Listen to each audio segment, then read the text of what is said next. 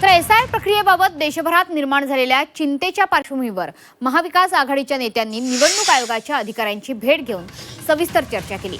या महत्त्वपूर्ण बैठकीनंतर आदित्य ठाकरे यांनी माहिती देताना मुख्य निवडणूक अधिकारी चोक्कलिंगम यांच्यासोबत जी चर्चा झाली ती सकारात्मक असल्याचं म्हटलं।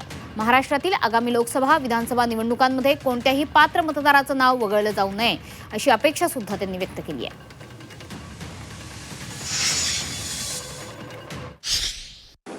ह्याच्यात आता ही जेव्हा प्रक्रिया सुरू होईल मला वाटतं मीडियाचं देखील तेवढंच मोठं काम राहील, कारण आपण पाहिलं असेल बिहारमध्ये जे झालं किंवा बंगालमध्ये जे झालं, असं म्हटलं जातं की बंगालची निवडणूक ही SIRच्याच प्रक्रियेमुळे ज्या भाजपाने जिंकलेली आहे त्याच्यात जवळपास 90% योगदान हे SIRचं आहे।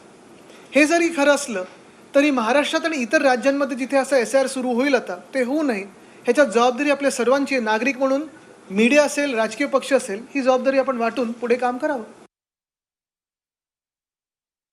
निवडणूक प्रक्रियेमध्ये BLOचा किती हस्तक्षेप असावा, राजकीय हस्तक्षेप त्याच्यात किती नसावा, निवडणूक प्रक्रिया करताना ज्या काही नावं येतील त्या नावाची ज्यावेळेला व्हेरिफिकेशन होईल ते व्हेरिफिकेशन करत असताना जी नावं नोंदणार, जी नावं कमी होणार त्याची माहिती ही पूर्णपणाने BLOना मिळाली पाहिजे। आणि ती यादी ज्या आम्ही मागितलेल्या अशा 36 प्रक्रियेमधल्या काही सूचना आम्ही केलेल्या आहेत।